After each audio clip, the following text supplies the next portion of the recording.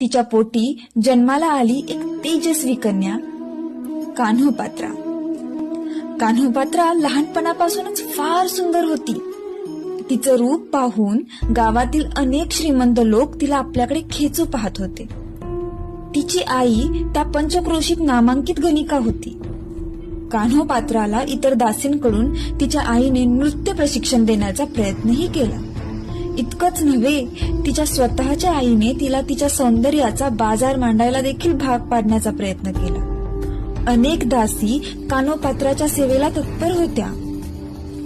पण कान्होपात्रा खूप वेगळी होती. तिचं मन सांसारिक गोष्टीत नव्हतंच. तिचं मन केवळ विठ्ठलाच्या चरणी होतं. ती विठ्ठल नामस्मरणात स्वतःला हरवून बसायची.